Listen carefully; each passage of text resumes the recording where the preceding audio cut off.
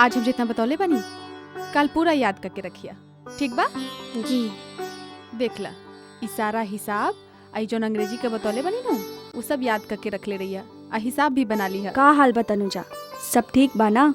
जी ठीक बा। और का हाल बा तोहर पापा के आँख के? रउआ था जानते बानी ऑपरेशन करावे के डॉक्टर कहले बा। रुपया के जुगाड़ अभी नहीं खे भाई, जैसे ही हो जाई ऑपरेशन करावे के बा। भगवान के हमनी के जैसन परिवार में ज्यादा बड़ बीमारी ना देवे के चाहिए। तू बैठा, हम तोहरा खातिर नाश्ता लेके आवत बानी। जी ना रहे दी, आज के पढ़ाई पूरा हो चुकल बा। हमरा जरा सहेलियों के यहाँ जाए के बा, घर जल्दी लौटे के बा, नाश्ता करम तो लेट हो जाई। जैसन तोहार मर्जी। अच्छा तो सब याद कर लिया? हाँ हम जाता नहीं। Bye teacher.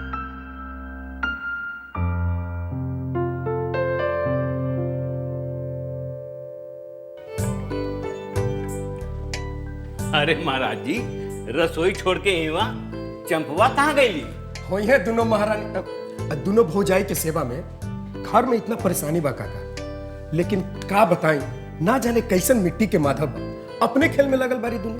अरे यह सब न सीखे के मिलेला जिंदगी से, और ऐसे ही में आदमी लोग के पहचान होला। ए काका ये सब कुछ समझे वाली ना। का के समझे वाला नहीं खन महाराज जी। अरे कुछो ना बिटिया, बस महाराज जी परेशान हो जालन।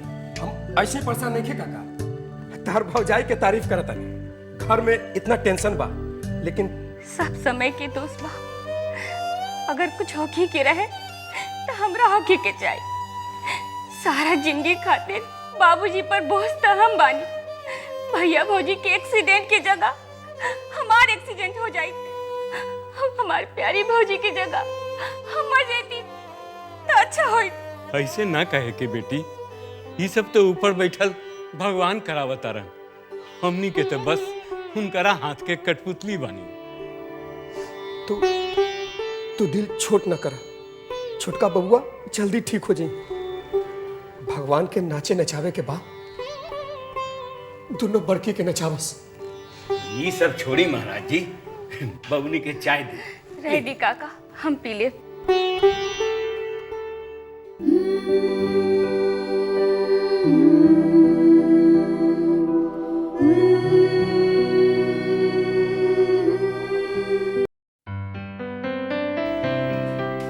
अभी ले 2 बेर चाय हो गई, बाकी दीदी अभी ले ना आईली।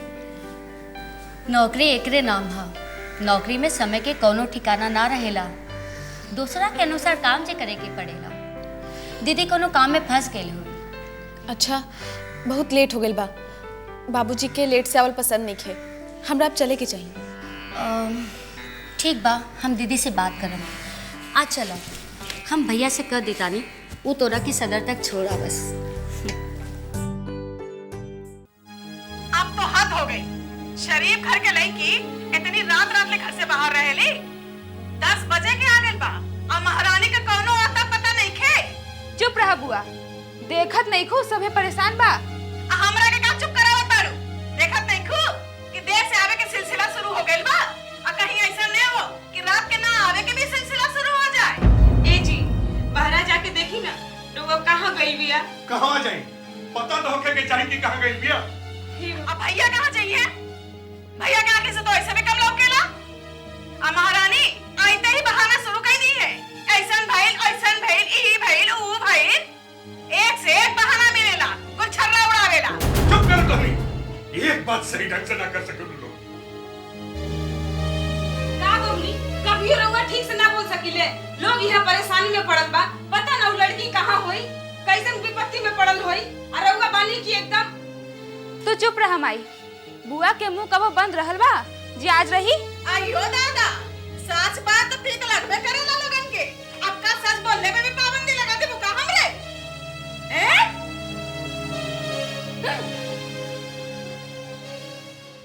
माई तो चिंता मत कर, दीदी जल्दी आ जाई।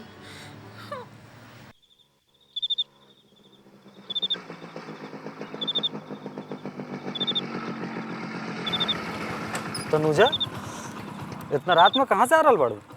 यह सवाल था हमरुआ से पूछ सकनी है। अरे बाबा, हम अपन दोस्त के यहाँ गेल रहे, कुछ किताब लेवे के रहे, निकले तिकत लेट हो गई। हमू अपन सहेली के यहाँ से आ रहल बनी।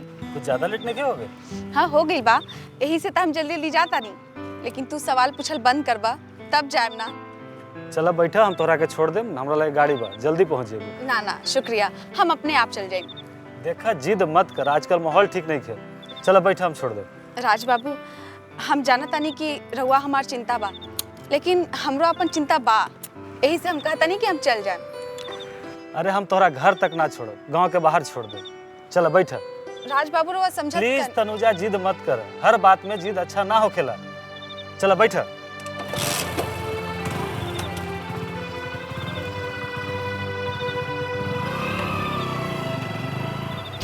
आवे दऊ लड़की के अच्छा से पता चली। रउआ कुछ ना कर भौजी, खाली बुदबुदाई। अब बेटी के आईते बेटी बेटी करके बेटी के गला से लगा ले। अब बेटी ऐसन बहाना बनाई कि माँ के कुछ ना सुझाई। अच्छा जब वो आई ना तब पता चली। तो ला आ गईली, पूछला आ गईलू कहाँ रहलू है बेरले? ई कोनो घर आवे के बेरा हा? गुलछर्रा उड़ावे से फुर्सत मिल गई होई तो आ गईली घरे, और ना फुर्सत मिलत तो ना आई थी। बुआ ई का ऑप्शन अब बतारू? अब तो ही सही बता दा, कौने यारन सब के साथ बैठल रहिलू कि आजो चुपचाप घर में घुस जाइबू? हमरा तोहरा के कुछ बतावला की जरूरत नहीं है। ता जेकरा के बतावे बा ओकरा के बता दा, और खड़ल बानी तोहरे सामने। ऐसन बहाना बनैया कि माई बेटी के गला से लगा ले। हमरा तोहरा से कोनो बहाना बनाला की जरूरत नहीं है, बुझ गईलू? तब बतावत काहे नहीं खू? का कारण है इतना लेट आवे के? तू चिंता मत करा, कुछ हो जाई तो हम तोहरा लगे गिरगिराए ना आई। का कहलू तू?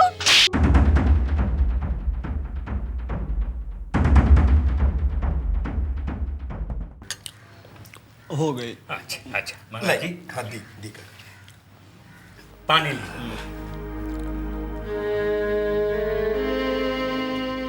हाँ फैले काका। हाँ बस अब बबुआ आराम से सूझ जा, आराम से सूझ जा। गिरधारी भैया जी मलकिनी। लल्ला हमार खाना खैलन? खा लेला। अच्छा ठीक बा, अब तनी देर में दवाइयों खिया दे। जी मलकिनी। मलकिनी एगो बात कही। का कहा? आज हम ऐसा खाना बनेनी हो कि लल्ला अपने हाथ से खोलन हो। अच्छा बाकी दवाई खाए में परेशान करियन, आ हमरो नहीं मालूम कि कौन दवाई कब देवे के बा। हम तो लाल पियर गोटी के अलग अलग बांट के रखने बानी। अच्छा ठीक बा, रउआ लेते आई, हम बता देते जी। मलकिनी ई दवाई के खाई? हमर खाना खा के तो छोटका बबुआ सूत गइलन।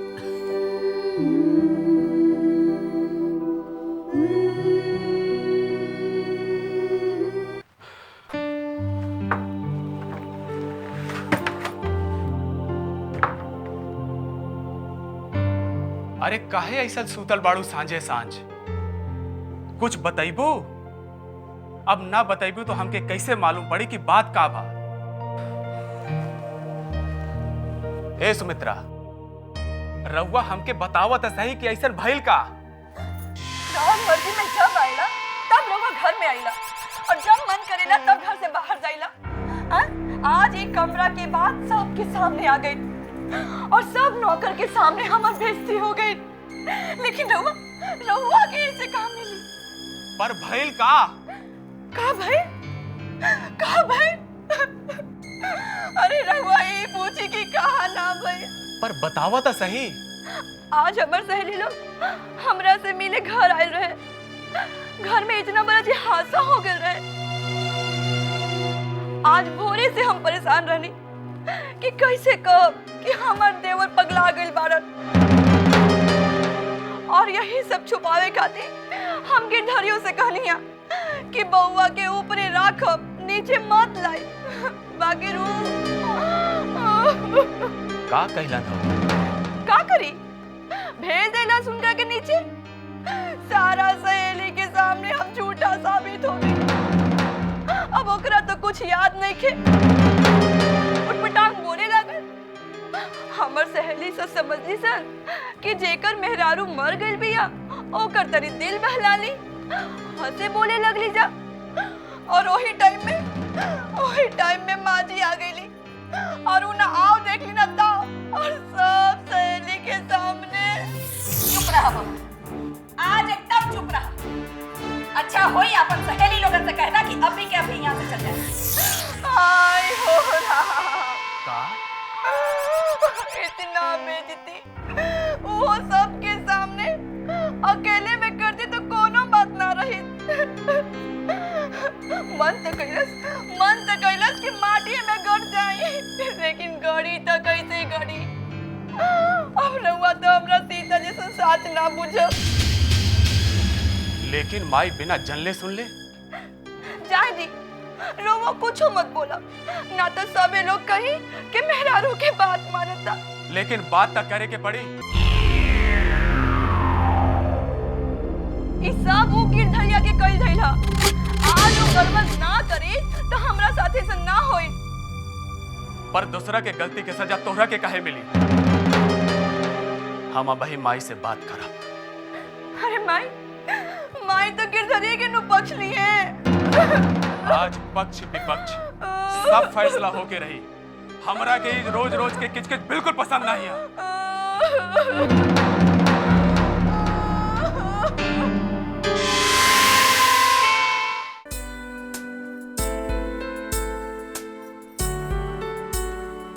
का हो बड़ा खुश बड़ू आज?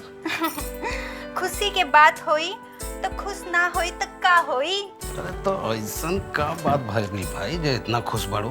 आज तक घर में बवाल हो गई है। माँ जी दीदी के सहेली लोगन के घर से निकाल दहली है, समझी, बेइज्जत करके। हाँ। अच्छा, भरसक घर में शांति बा, बाकी भइल कैसे हो? ई सब करामत राजी के है। तनी हमरा के दूध ला के दे दी, हमरा के लेप लगावे के बा, चेहरा बड़ा रुख हो गइल बा।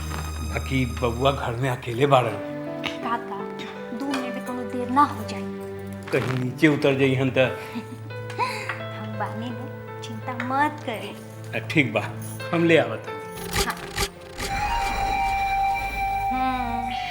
अब आई खेल में मजा। एक शब्द और ना। खबरदार जी के हमार बेटा के पागल कहलक। अरे पागल तो तोहनी बाड़ू, जे मासूम के पागल कहताड़ू। का चुप रहा बाबू, आज एकदम चुप रहा। अच्छा होई अपन सहेली लोगन से कहना कि अभी के अभी यहाँ से चल जाए। केहू हमार बेटा के और बेइज्जती करे, ये हमरा से बर्दाश्त ना होगी। सुमी, यह बेइज्जती करे खातिर हमनी के बोलौले रहू। चल लो, चले ही जैसे। ना सरिया, बहुत हो गए। चल लो, नाश्ता कर लो। ऐसा घर में के आई? मत जा तू अभी। बाहरे हमर राज दुलारी, तू तो बड़ा खिलाड़ी हो गई हो। हम कहले रहनी है ना कि तू बाहर संभाला और हम घर। बस तू हमर माई के दिल जीता और हम अपन बाबूजी के। ई देखा ओकरे तैयारी करतानी हम। बाबूजी के नया प्रपोजल दिखाए वाला बानी। एकरा में तो बस फायदा ही फायदा बा।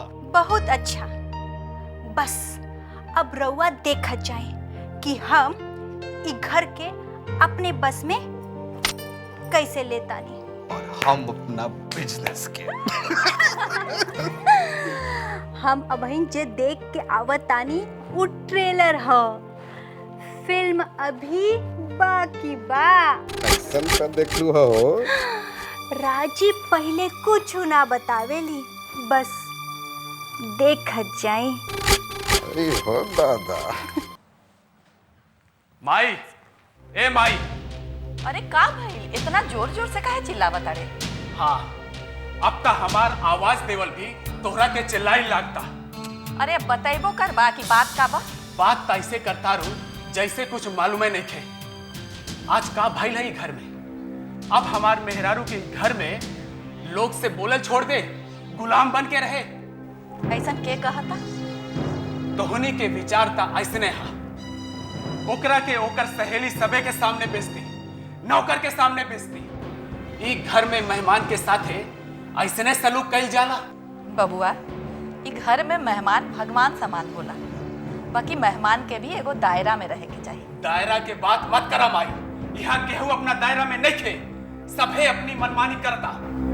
वो तनी अपना सखी सहेली संगे हंस बोल का लेला ये बर्दाश्त नहीं के भइल तोरा से। बबुआ हंसल बोलल कोई गुनाह नहीं खे, कोई खराबी ना है। बाकी केहू के हंस के अपमान करल खराबा। केकर अपमान कर देला तू? विक्रम के? अरे वो पागल के का मान और का अपमान। बस करा रंजीत, अब अपन लल्ला के बारे में एक शब्द भी हम सुनेला नहीं खिंचा। अरे तू हो हमरे कोख से जन्म ले ले बाड़ा। भगवान हमरा माफ करी, अगर तोहरा साथे ऐसन घटना घटत रही तो हम तोहरा का छोड़ देती। हे भगवान, अब देख ली हमरा मरे के और वो पागल खाना भेजे के तैयारी होता। हमरा वहाँ से कहानी अनु कि एक दिन रवा हमरा के मरल देखा। देख ली जब मुंह पे ऐसा बोला तारी तो पीठ पीछे का होत होई। अब तो भगवाने बचावस। भाई अगर तोहरा अपना बेटा के इतने ख्याल बा ता ओकर ख्याल करहू वाला रहा, ना तो कहता हमरा से हम घर छोड़ के चल जाई, फिर जे मन में आवी से करा। केकरा मन में का रहल बा?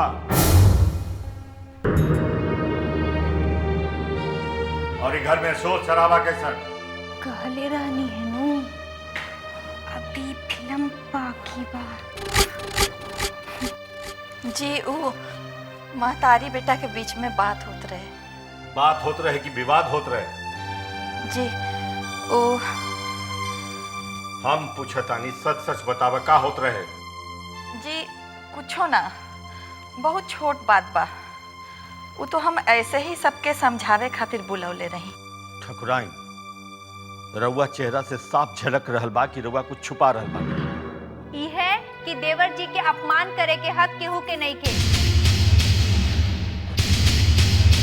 वो उनकरा जैसे नादान के जेकरा के अपनो सुधना। का अपमान? विकी के अपमान? ठकुराइन, रउआ एकरा के छोट बात समझ रहल बानी। आज दीदी के सहेली लोग घर में आयल रहनी है और उनकरा के का मालूम कि देवर जी अपने सुध में बाड़न की ना, बस उनकरा से मजाक कर बैठनी है। वाह, सचमुच बहुत छोट और घटिया बात बा। बाकी सूर्य प्रताप सिंह के घर में इतना छोट और घटिया बातों के ये हम बर्दाश्त ना करब। और तोहनियो कान खोल के सुन ला, विकी बबुआ के बारे में अगर ई घर में कोई बखेड़ा खड़ा कैलस तो हम ओकरा के माफ ना करब। और रंजीत, अरे मेहरारू और माई में तनी फर्क समझ करा।